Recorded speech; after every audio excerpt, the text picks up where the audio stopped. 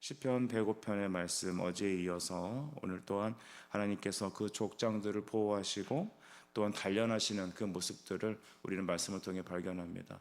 하나님의 택하신 하나님 백성 바로 여러분이죠. 우리가 바로 하나님의 택하심을 받고 부르심 받은 하나님의 자녀들입니다. 하나님 우리를 부르셨습니다.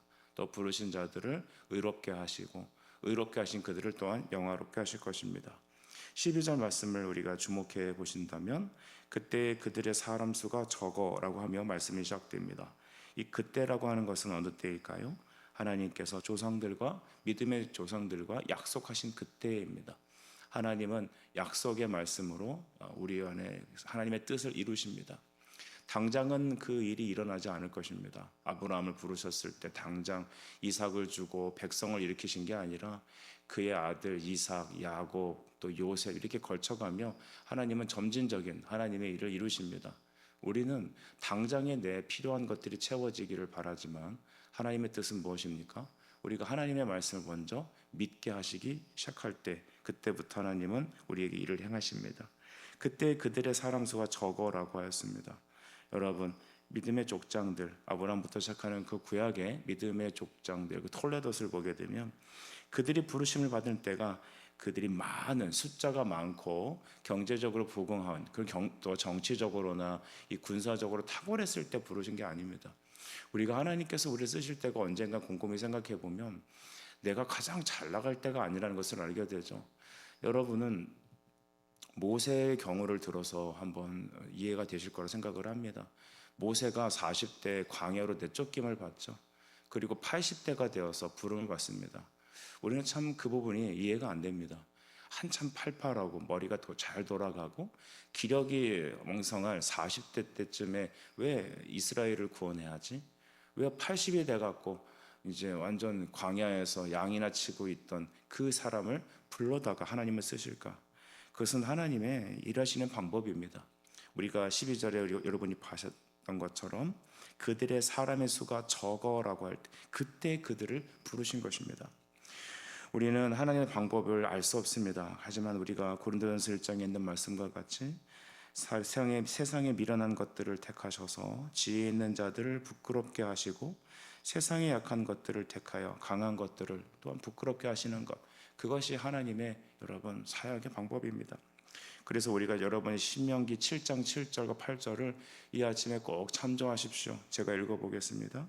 여호와께서 너희를 기뻐하시고 너희를 택하심은 너희가 다른 민족보다 수요가 많기 때문이 아니라 너희는 오히려 모든 민족 중에 가장 적으니라. 8절 여호와께서 다만 너희를 사랑하심으로 말미암아라고 하셨습니다. 너희가 탁월해서가 아니라 수가 많아서가 아니라 똑똑해서가 아니라 어떻게 부르셨습니까? 다만 너희를 유일하게 너희를 부른 이유는 하나다라는 것이죠. 너희를 사랑하심으로 말미암아입니다.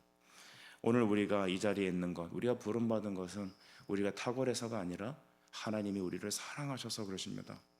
적을 때 부르셨습니다. 약할 때 부르셨습니다. 그래서 바울은 나의 약한 것이 도리어 강함이다라고 하였습니다.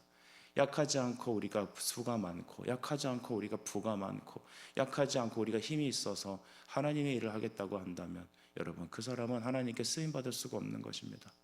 다만 또 내가 아무것도 할 수 없다라고 하는 그때, 내가 수가 적은 사람이라고 말하는 그때, 약하고 연약할 때 하나님은 주 의지하여 주의 일을 이루신 줄 믿습니다. 오늘 이 아침에도 하나님 우리가 온전히 주께만 붙잡히게 주옵소서, 겸손한 마음으로 주께 나가게 주옵소서, 함께 기도하는 우리가 되기를 바랍니다. 13절 말씀 보면 그 약한 그들은 이제 나그네가 되었다라고 하셨는데요, 이 민족에게서 저 민족에게로, 이 나라에서 다른 민족에게로 떠돌아다녔다 이렇게 말합니다. 사람이 떠돌아다니는 거 좋지 않죠? 목회자 자녀들이 많이 이사 갑니다. 초등학교도 여기 나왔다 저기 나왔다, 저희 집 아이들도 그런데 그런 것 때문에 때로는 좋은 친구가 없는 것 같고 안정된 그런 생활을 못했던 것 같이 보이기도 합니다. 하지만 이스라엘 백성도 그래요. 나그네가 되었어요.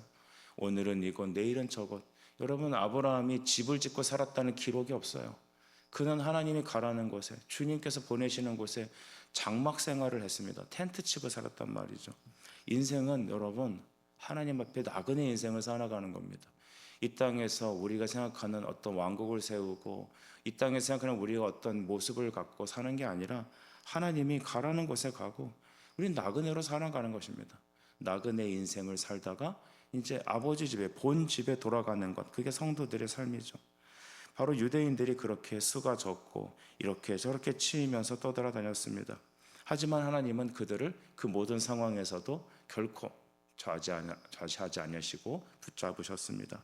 14절을 보겠습니다. 그러나 그는 사람이 그들을 억압하는 것을 용납하지 아니하시고 그들로 말미암아 왕들을 꾸짖어라고 하셨습니다.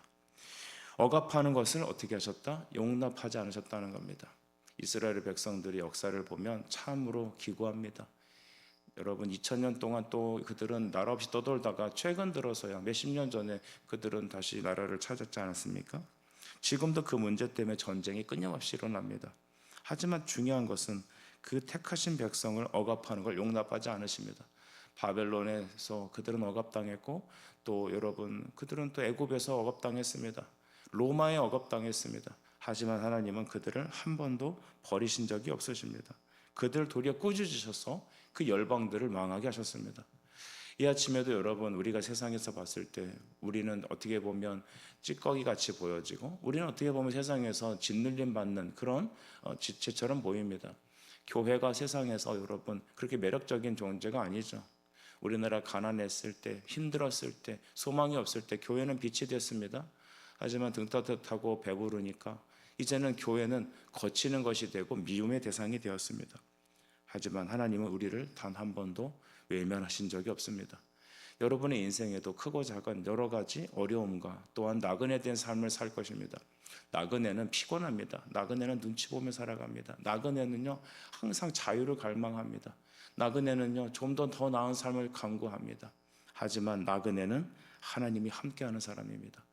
여러분 우리는 이렇게 저렇게 치이면서 살지라도 결코 우리는 낙심하지 말 것은 하나님께서 우리를 붙잡으시고 우리를 괴롭히는 자들을 용납지 않으신다는 것. 그래서 우리는 오늘도 담대하게 하나님 앞에 하루를 살아갈 수 있습니다. 이제 하나님께서 그 나그네 된 그 믿음의 족장들을 소개하고 계셨고 16절부터는 요셉을 하나님께서 단련하셨다라고 말씀하고 계시는데요. 우리 16절을 같이 읽어볼까요? 시작. 그가 또 그 땅에 기근이 들게 하사 그들의 의지하고 있는 양식을 다 끊으셨도다. 아멘. 여러분 이스라엘은 이렇게 나그네로 살다가 이 가나안 땅에서 정착하고 살았습니다. 근데 하나님이 그 땅에 기근이 들게 하셨대요. 우리가 애굽에 특별히 그 애굽의 역사를 보면은 애굽에서 여러분 그 대기근 역사가 일어나죠. 그때 하나님께서 그 기근을 왜 주셨는지에 대해서 오늘 16절에 해석을 해주고 계시죠. 왜 갑자기 대기근이 일어났을까? 왜 7년 대기근이 일어났을까라고 보면 그 기근이 들게 하셔서 이스라엘 백성들로 그들이 의지하고 있는 양식을 끊으시기 위한 것입니다. 하나님은 철저하게 하나님의 백성 중심으로 역사를 주관하십니다. 히스토리 메이커는 하나님이십니다. 왜 이런 일이 일어나지? 여러분 그것은 우리가 세상에 어떤 돌아가는 정치나 경제나 군사적인 어떤 이유를 살펴볼 수도 있습니다. 하지만 그것은 주변적인 것이고 핵심은 역사의 주관, 이 세상을 움직이시는 이가 하나님이시라는 믿음을 볼 때 우리는 하나님의 교회, 주님의 백성들에게 포커스를 맞춰야 합니다. 하나님은 왜 기근이 들게 하셨는가? 그것은 그들로 양식을 끊으셔서 하나님 의지하게 하기 위한 것입니다. 이 부분이 저는 굉장히 마음에 깊이 아침에 와닿았습니다. 그들이 의지하고 있는 것, 그 양식을 끊으신 겁니다. 우리는 무엇을 의지하고 있습니까? 자식 의지하는 사람이 있습니다. 남편 의지하는 사람이 있습니다. 자기 건강 의지하는 사람이 있습니다. 자기 돈 의지하는 사람이 있습니다. 자기 인생의 커리어 의지하는 사람이 있습니다. 여러분 하나님 그거 끊으십니다. 왠지 아세요? 하나님만 의지하기 위한 것입니다. 우리는 주님 의지합니다. 주님만 바라봅니다라고 참 말로는 잘하는데 우리의 행동과 우리의 마음 중심은 참 이 땅에 있는 것에 마음을 많이 쏟고 있습니다. 무엇에서 기쁨을 여러분 길어 올리고 있습니까? 여러분은 무엇 때문에 여러분이 살아가고 있습니까? 우리의 기쁨, 우리의 소망, 여러분이 끌어올리는 그 근원이 하나님이 아니시라면 하나님은 그것을 거두어 가십니다. 그 이후에 여러분 하나님 17절에 한 사람을 앞서 보내셨으며 요셉이 종으로 팔렸도다. 아멘. 여러분 요셉이 종으로 팔린 거는 형들의 이 분노 때문입니다. 질투 때문이죠. 동생을 죽이자 했죠. 요셉을 자꾸 아버지한테 고자질하고. 여러분 그렇잖아요. 그 배다른 형제들이 이렇게 있는데 아버지한테 자꾸 형들 그 잘못한 거 고발하고 자기 혼자 이쁨 받고 사랑받고 그러면 그 눈에 가시가 되죠. 그러니까 그 미움 때문에 팔린 것 같지만 여러분 하나님의 구속사는 그게 아니었던 거예요. 하나님이 미리 요셉을 그곳으로 미리 보내신 것입니다. 근데 보내실 때 좋게 보내신 것이 아니라 형들의 이 배신으로 팔려서 그곳에 끌려갔고 많은 고난과 연단이 있었고 그 속에서 여러분 그는 바로 애굽의 총리 대신이 되었죠. 여러분 이것을 봤을 때 때로는 우리의 고난도 왜 이런 나에게 억울한 일이 생기고 왜 나는 이렇게 어려움을 당할까? 내가 왜 원하지 않는 곳에서 살게 되고 내가 왜 원하지 않는 일을 하고 있을까? 우리는 가끔 생각을 해보게 됩니다.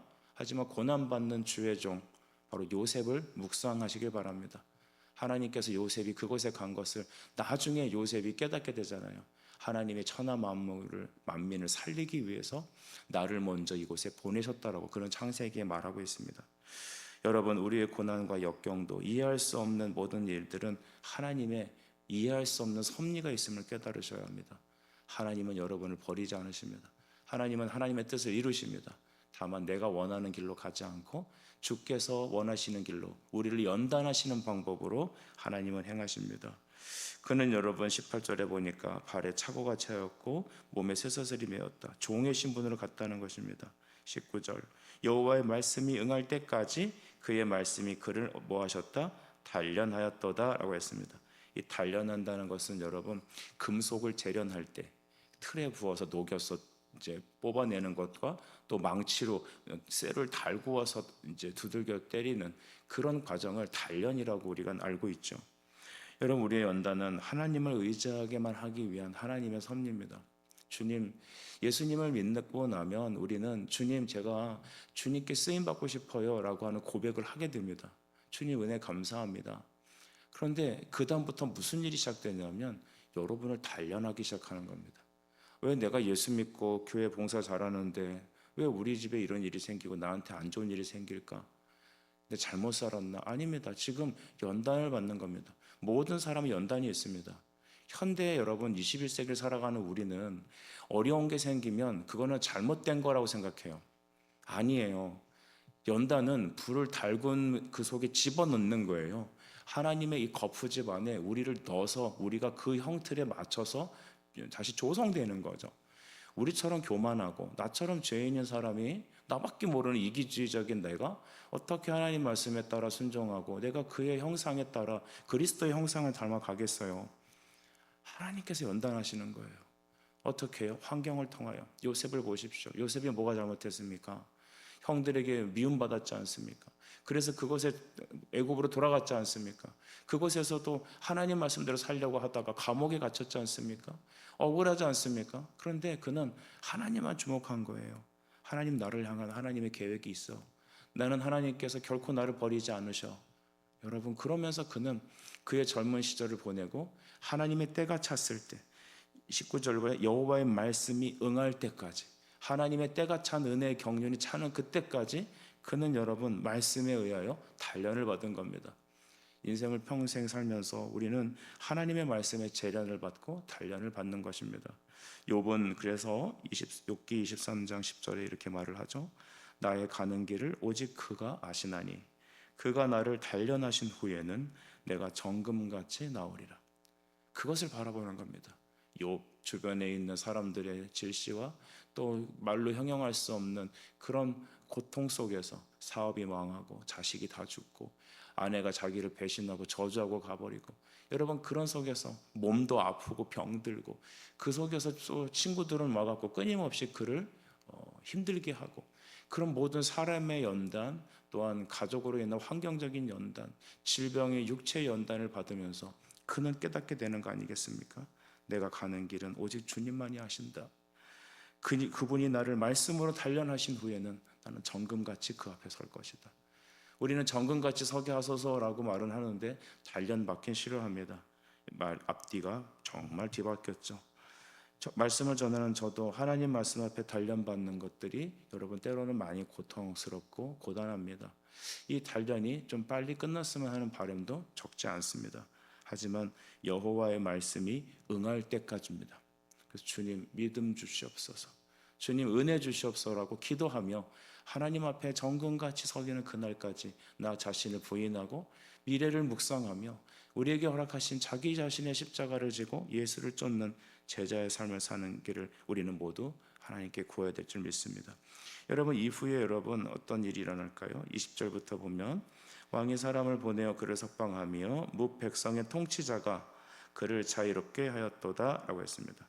여러분 우리가 역사를 통해 알죠? 요셉이 나중에 바로 애굽의 이집트의 국무총리가 됩니다. 넘버 2가 되죠. 그래서 열방을 다스리는 그런 사브나바네아라는 이름을 갖게 되죠.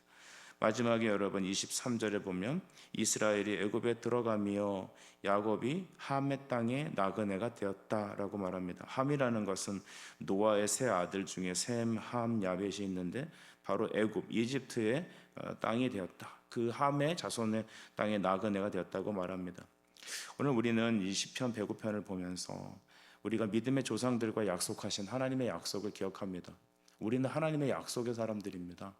약속에 의해서 부르심을 받았고 부르심을 받은 이후에 우리는 또한 많은 연단과 단련을 받게 됩니다. 어느 때까지요? 여호와의 말씀이 응할 때까지요.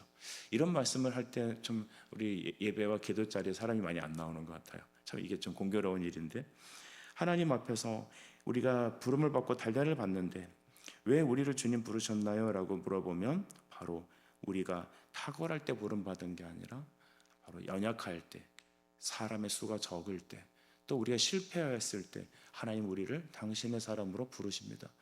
이 아침에 여러분은 어떤 연약함이 있습니까? 그 약함을 하나님 앞에 가지고 나와서 기도하십시오. 원망과 여러분 포기하는 것이 낙심이 아니라 하나님의 말씀에 응할 때까지 그의 말씀이 나를 단련하신다는 것, 그래서 나를 정금같이 쓰신다는 하나님의 계획이 있다는 사실을 기억하시고 이 아침에도 믿음으로 주께 나와 주의 얼굴을 구하시는 저와 여러분 되시길 간절히 바랍니다. 기도하겠습니다. 사랑과 은혜 아버지, 이 아침에 우리를 주님의 종으로 부르시고 우리를 부르실 때 우리가 수가 많고 돈이 많고 능력이 있어서가 아니라 약했을 때, 연약했을 때, 밀어냈을 때 우리를 부르셔서 미련한 자들을 부끄럽게 하시고 지혜로운 자들을 부끄럽게 하시고 강한 것들을 부끄럽게 하시는 하나님임을 깨닫게 하여서 감사합니다. 오늘 우리가 그 말씀 향하여 갈 때 우리가 오직 하나님만 의지하게 하심을 감사하고 여호와의 말씀이 응하는 그때까지 우리를 단련하신다는 사실을 깨닫고 오직 우리에게 은혜 주시기를, 이 믿음 더 굳세게 주시기를 기도하는 이 아침이 되게 해주시옵소서. 예수님의 이름으로 기도드립니다. 아멘.